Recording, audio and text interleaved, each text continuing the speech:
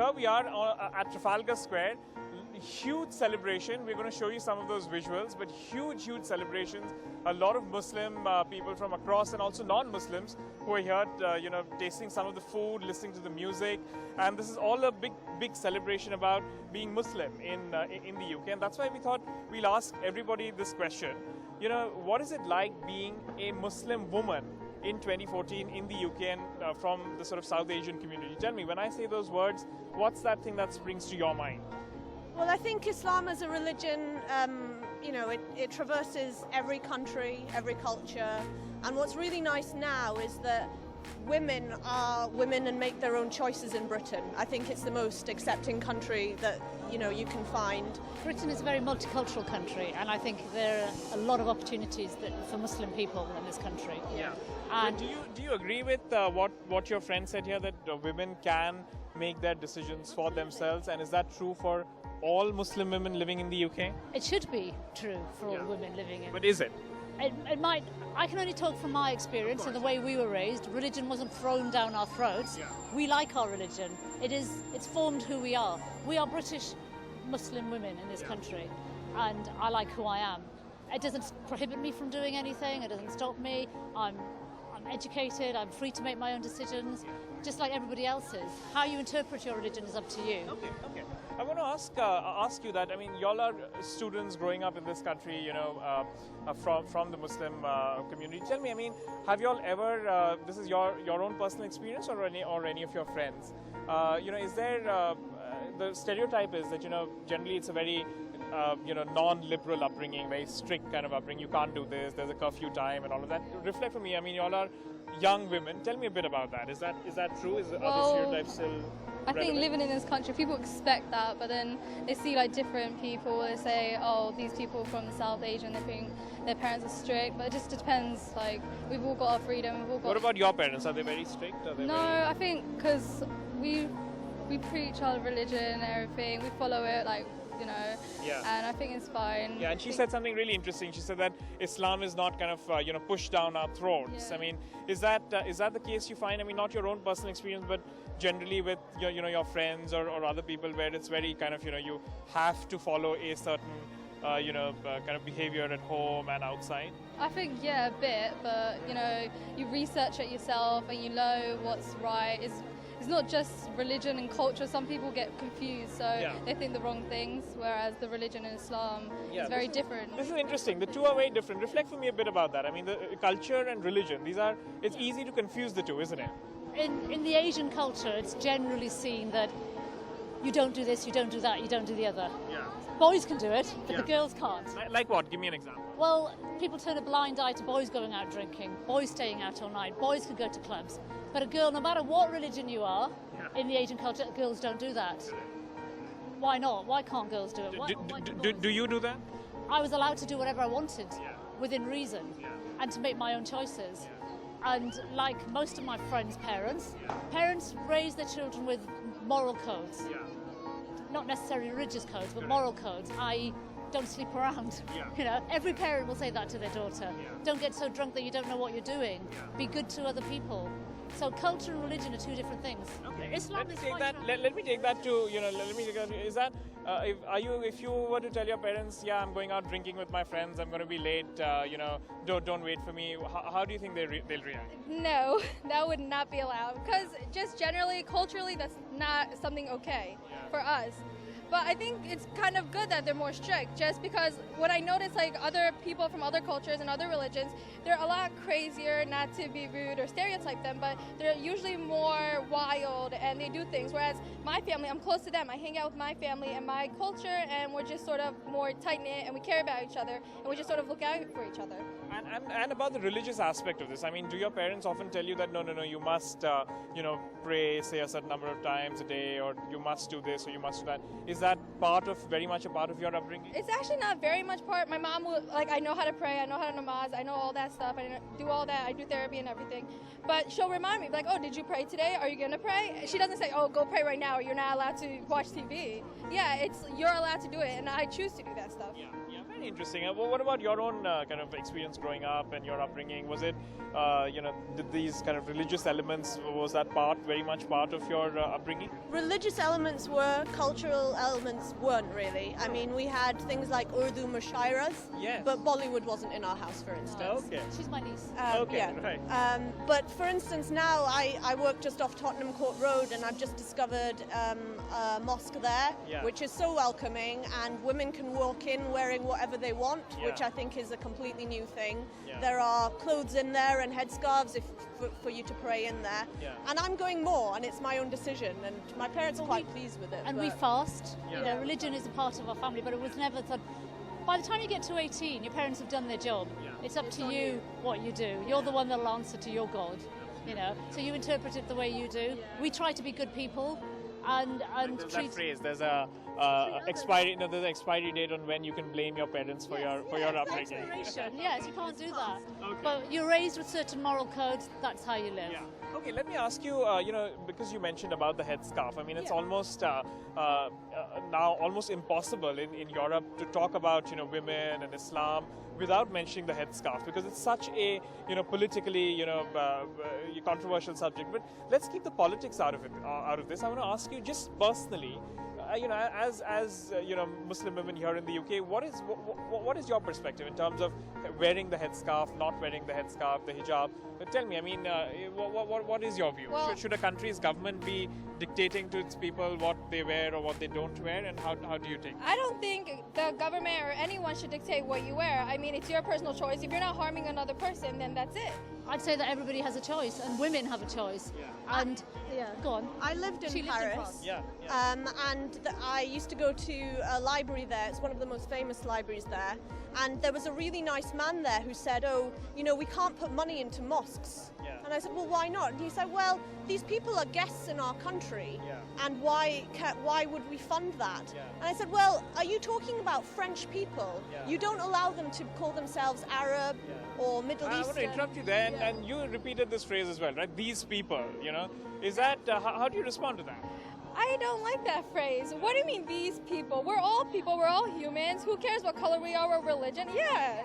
What's that? That's the point I was making. Yeah. They weren't guests, they were French people. Yeah. And I was saying no, and that's what's good about Britain. Yeah. We are all British. That's a real strength, isn't it, in this country? It is. Country, I'm proud to be British.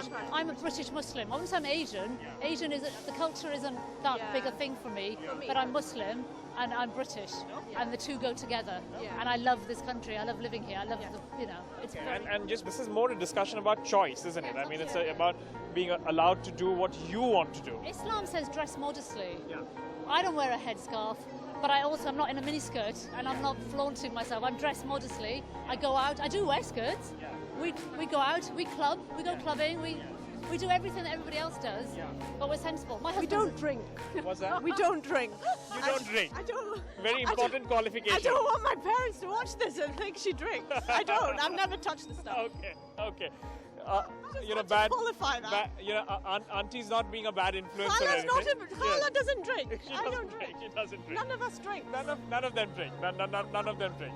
Not at all. Not at all. Tell me one word that comes to your mind when I say the word, future of women in the Muslim community. Free will. Liberated. Intelligent thought. Forward thinking. Oh, fantastic. So all great words. What's that one word that comes to your mind when we say the sentence Muslim women living here in the UK? Now, this is a subject that usually is spoken about whenever you talk about this subject in public. There are lots of giggles and smiles and all of that. But actually at home, this can be a really, really serious subject, especially when, parents are involved and, they're kind of, first it begins with nudging and winking that maybe you're in that age when you should get married. But then maybe a few years later, it's not all that subtle. It's like, when are you getting married? Time's up. And that's when, websites like these come in. That's Muslim and Single, muslimandsingle.com. You all run this website. And tell me, where did this idea come about? Why did you decide to start a website where you could get people to meet each other, and why on the basis of religion? Well, it was primarily due to the increase of British Muslims within the UK, still looking for a Muslim partner, but finding it very difficult and not having the avenues to actually go out and meet the right candidate for them or the right partner. Yeah. So what we wanted... Was it something that was born out of personal experience for you? Yes, through friends and family. As you know, a lot of friends, we used to do a lot of events and primarily started off with events, and many people used to ask for introductions. So it became to ask you? Well, personally, our team and our company. So we decided to develop a network of like-minded British Asian Muslims looking to find their perfect Muslim match. And we developed this platform, which is the website. And as you know, in today's day and age, the internet is a key part in everyone's life. Okay. And tell me, I mean, for you personally, tell me your own personal reflection. I mean, is it easy finding a partner if you're British and Muslim? I think it depends on what the person entirely is looking for. A lot of people are looking for someone who they're more compatible with, so the idea is that they're supposed to be from the same religious background and they're not really looking into the cultural aspect, which is what Muslim Single is about. So we want people from all different cultures to come into one sort of database where they're Tell me your own personal experience. Did you find your partner, or are you seeing someone, if you don't mind me asking? No, I'm currently not. Okay, so do you look at the profiles of people who register on your website? When I used to work in the customer service, and I used to come across the profiles every day, and you do get a sort of a different blend of people joining on the website. So it is good for someone who is looking actively, and then so from there they'll see the type of person they're interested in. Yeah. So while you're doing a bit of customer service, do you also keep an eye out for Mr. Right, Mr. Right's profile? If it comes along, it comes along. If it comes along, it comes along. Fantastic. Now, I met all of you just at this counter discussing and talking about this particular subject. I want to talk to you a bit about, firstly tell me, this whole idea of going online and putting up a profile, where you say things about yourself. And is this a bit, like, does it make you comfortable? Is it a bit uncomfortable? Is it easy to do? Have any of y'all done it already? Any of y'all have profiles online? Well, no, not from personal experience. No. None of these type of Muslim match websites. No, but the concept of it. What about general websites? Yeah, general websites, like, everyone has a Facebook account. They either follow on Twitter and things like that. So if it's as easy of but not Facebook and Twitter. I mean, websites where you're looking for a partner. Have any of you registered? No, nothing like that. No, but I do appreciate the concept. You can be honest, huh? You can tell me if you have. Don't worry about that. No, because I do appreciate the concept of it, because obviously, if brothers and sisters are finding it difficult, due to cultural differences, it does help. It really does, narrow that street to meet new people. And that's it. So, tell me, when I spoke to you guys earlier about this, concept of finding a partner and all of that, do you think parents in the sort of South Asian community, or even outside, Muslim community, would they be comfortable if you told them that, I've decided now that, I've met a lovely English girl and I've decided to, bring her home to meet all of you? How would they react? Depends on how your parents are, really. If they're like typically minded, they will mind on that, obviously, and it's a fact of culture that comes in as well. You need to bear in mind, you have your parents that you need to have the respect as well, and obviously whatever they decide for you is best for you, obviously, and obviously we know who we are going to find, but they know more than us. They have more experience, life experience. Such a nice child. Are you saying this only for camera, or are you actually like this? No, true. I have the respect, obviously, for my parents, of course, and it's just important that you need to know that they will only choose something that's right for you. They won't make a wrong decision. Would you register on a website like this for it? I would, but the thing is that's one of the options, though. We have our parents looking for us, and we have the aunties, who are looking for. Auntie network. Well, tell me. I want to bring all of you in. This is such an important point. Why go to .coms and everything when you have the auntie network? The auntie network is so strong, isn't it? The auntie network is very strong. However, but within a click of a button, within seconds, you will find thousands of like-minded professional Muslims that are actually looking for a partnership. So in essence, within a click of a button, you'll get more rishte than Auntie Ji will take 10 years trying to... Okay, Auntie Ji, the challenge is out there. Huh? If you're watching this is a challenge, okay? More website is more effective than your own network. Ma'am, tell me, I mean, is it easy finding good Muslim men you can date in a city like London? You you can't really say good Muslim because you really don't know who's who. But yeah, it does get hard in London to do find around, potential. Why? Maybe because you're not probably looking at the right places, just like online sites are one of the sources where you can find people. But generally, I don't really find people even online or even around. People basically, if you are meeting people, then you can find people that are kind of the same age as you. Do young people like you, do you all depend on the auntie network at all? I mean, it's a bit they are completely out of date, right? With, what's good for them may not be good for you. No, not really. I think parents nowadays are kind of open-minded. They are happy for us to find our potential partners and bring them to them. Yeah, again, we do still have to get permission from them and see what they say for us. Yeah, okay. And tell me, reflect with me on this, your own perception of the perfect partner. Who would she be? Is there, what boxes? Should she be able to make good food at home, or what's your? Is that your? She needs to make rotis, like round chapatis. Garam rotis, like on the play. When I'm there, she needs to be there for my rotis. Is that part of your website criteria? Can you say she needs to be able to make garam chapatis, round chapatis? I think it might be a field that we'll add on in the search field now. I think after some good customer feedback, huh? Definitely. So round chapatis stick. Yes, perfect. Okay. Well, what else? What about a man that you're Mr. Right? I can't say there is a Mr. Right, to be honest. As long as we get along, that's most what I think about, really.